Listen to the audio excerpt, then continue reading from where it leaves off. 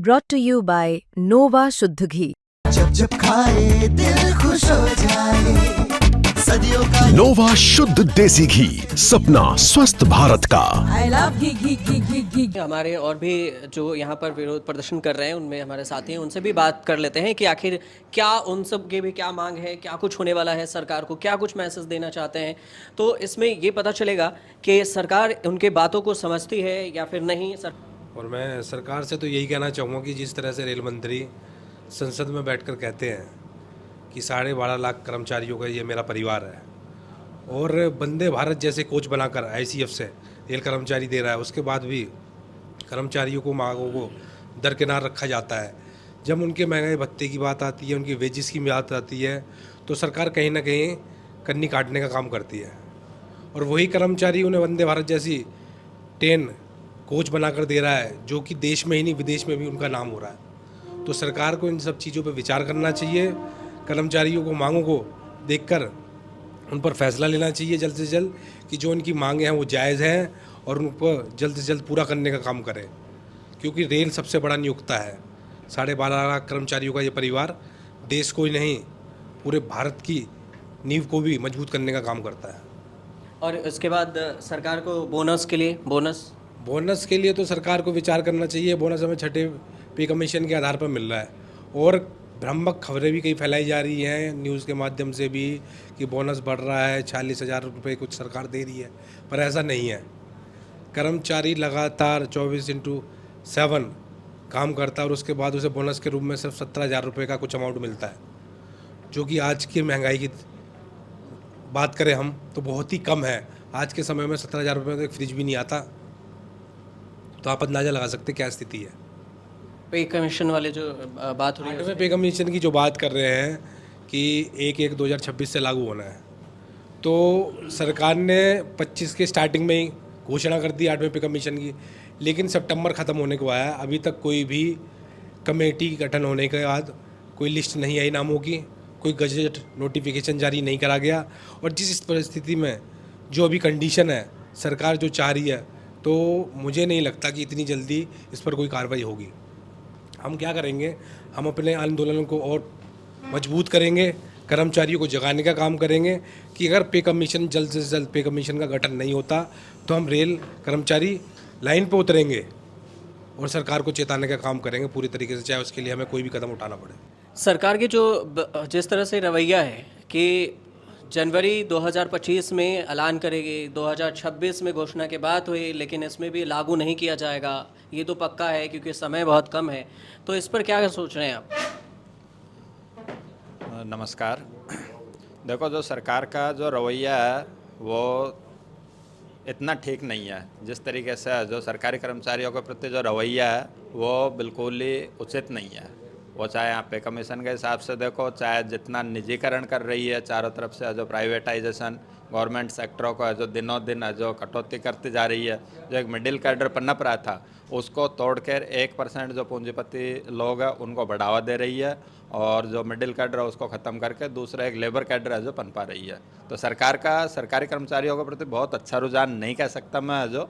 और रही पे कमीशन के बारे में, तो पे कमीशन के लिए है जो अभी हमारे शाखा मंत्री और शाखा अध्यक्ष जी ने बताया कि इसके लिए जो भी हायर कमान का जो भी दिशा निर्देश होंगे उनके अकॉर्डिंग है जो देशव्यापी हड़ताल होगी, उसमें तमाम है जो संगठन, दूसरे सेंट्रल गवर्नमेंट और स्टेट गवर्नमेंट के जो सभी साथियों का योगदान रहेगा।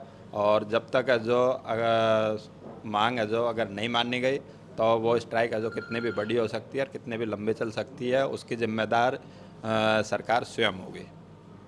अच्छा, आपने एक और बात कही कि पूंजीपति लोगों को ज़्यादा फायदा पहुंचा रही है। ये तो वैसे ही विपक्ष जैसे बात नहीं है, विपक्ष भी तो यही आरोप लगा रही है सरकार पे, सत्ता पक्ष पे, कि गरीबों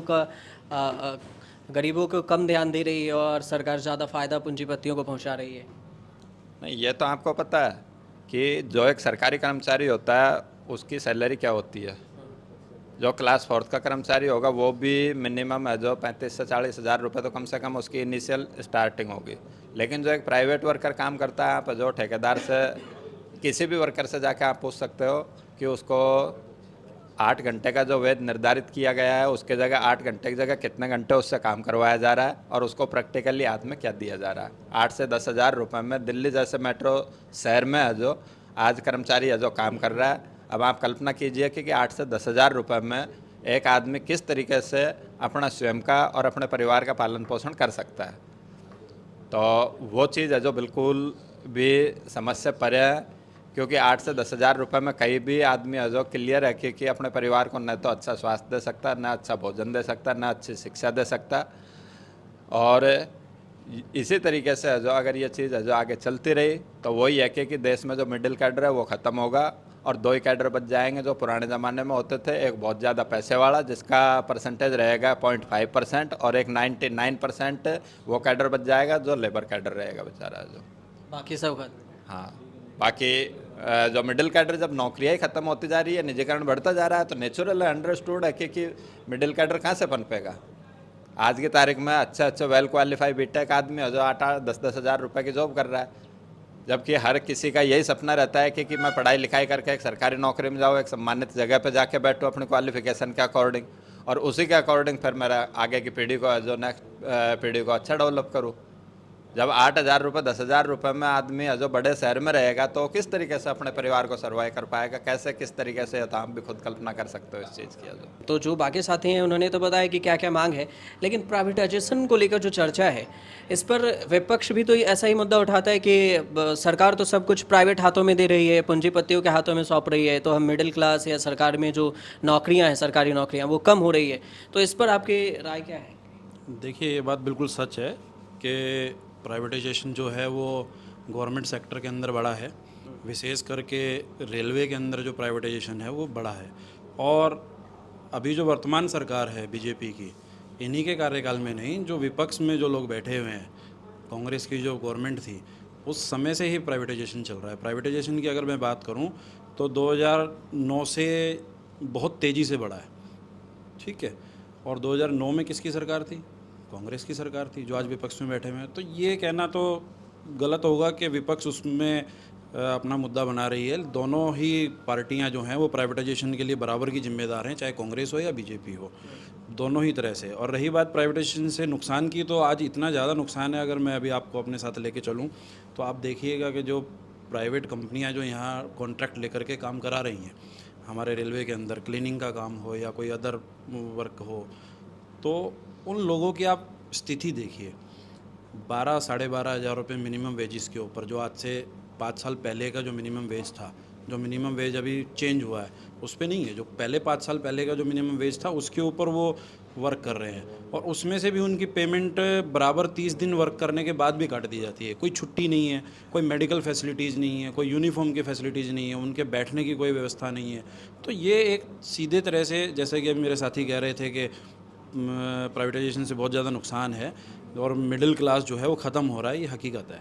आज मिडिल क्लास को बढ़ाने के लिए या लोअर क्लास को मिडिल क्लास तक लाने के लिए बहुत सारे काम करने हैं गवर्नमेंट को, और उसके अंदर सबसे पहला काम यही करना होगा कि प्राइवेटाइजेशन को ख़त्म किया जाए, क्योंकि प्राइवेटाइजेशन से आज बहुत ज़्यादा शोषण हो रहा है। अब आप बताइए ना, 8 हज़ार रुपये 10 हज़ार रुपये में आप आज की महंगाई के अंदर कैसे आप अपने बच्चों का पालन पोषण कर सकते हैं? नहीं हो पाएगा, मुश्किल है। अगर आप अपने बच्चे को सरकारी स्कूल में भी पढ़ा रहे हैं तब भी आपके बच्चे की पढ़ाई का खर्चा कम से कम 2 से 3 हज़ार रुपये पर मंथ आता है, 2 बच्चों का बता रहा हूँ मैं। और आज भी हमारे देश में बहुत सारे परिवार ऐसे हैं जिनमें 3 से 4 बच्चे हैं, तो आप कैसे पालन पोषण करेंगे? तो प्राइवेटाइजेशन जो है वो एक तरह से बहुत ही मतलब एक गंदी बीमारी मैं कहूँगा जो इस देश में लग चुकी है, और इसका निवारण होना बहुत ज़रूरी है। इतने विरोध प्रदर्शन हो रहे हैं, ऐसे ही ओल्ड जो पेंशन स्कीम था उसको लेकर भी ऐसे ही हुआ था कि कुछ विरोध प्रदर्शन किए। पहले तो बोले हम झुकेंगे नहीं, फिर बाद में प्रोटेस्ट हुए, उसके बाद सरकार बोलती है ठीक है हम नया कुछ लाते हैं, एनपीएस में भी हम कुछ मॉडिफाई करते हैं। तो क्या ऐसा रवैया है कि विरोध के बाद ही सरकार सुने? हाँ, ये तो स्टार्टिंग से ही, आज से थोड़ी है। जिस समय इंदिरा गांधी जी की सरकार थी उस समय भी यही था, जिस समय राजीव गांधी जी की सरकार थी उस समय भी यही था, जिस समय अटल जी की सरकार में ये एनपीएस आई थी उस समय भी यही था। एनपीएस का विरोध तो 2004 से ही चल रहा है ना, लेकिन उसके अंदर All India Railway Men's Federation की ताकत के ऊपर समय समय पर उसमें मॉडिफिकेशंस होते रहे हैं। और ये बात सच है कि गवर्नमेंट जो है वो मौका देखती है, और जैसा कि मोदी जी कहते हैं ना, आपदा को अवसर में बदलना, तो वो अवसर को अवसर में बदलते हैं। आज की जो भारत सरकार है वो क्या करते हैं कि जैसे ही कोई इलेक्शन आया किसी ना किसी चीज़ की अनाउंसमेंट कर दी।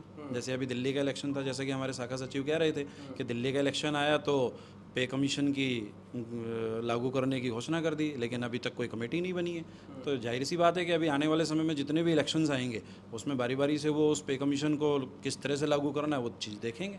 तो वो उसको अवसर बना रहे हैं, ये बिल्कुल सच है कि वो अवसर बना रहे हैं अपने लिए। ये तो वही हो गया ना कि मौका तलाशते ही अपने मौका पे चौका बिल्कुल बिल्कुल मौका देख रहे हैं। वो कहते हैं ना क्रिकेट के अंदर के लूज बॉल देखो और चौका छक्का मारो, तो वही बात है। तो उनके लिए जो लूज बॉल है वो इलेक्शन है। और सिर्फ बीजेपी ही नहीं, आज देश के अंदर जितनी भी तमाम पार्टियां हैं, अगर हम कांग्रेस को भी देखें तो उसका भी यही हाल है। जब पूरा देश, पूरा रेल कर्मचारी, जितने भी फेडरेशंस थे, संसद के ऊपर धरना प्रदर्शन कर रहे थे, किस लिए? ओपीएस के लिए, ओल्ड पेंशन स्कीम के लिए। तो कांग्रेस ने उस मुद्दे को पकड़ लिया कि हम ओपीएस ला करके देंगे।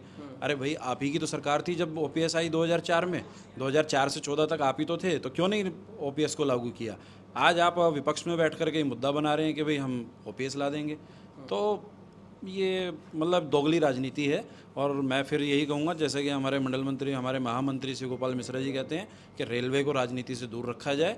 रेलवे भारत की अर्थव्यवस्था में बहुत बड़ा योगदान देने वाला आपका तंत्र है, जो आपकी लाइफलाइन कह सकते हैं हम। हिंदुस्तान की करोड़ों जनसंख्या डेली रेलवे के अंदर ट्रैवल करती है, एक स्थान से दूसरे स्थान तक जाती है। तो उस बेसिक फैसिलिटीज़ को बेसिक ही रहने दिया जाए, उसके अंदर ज़्यादा राजनीति ना की जाए।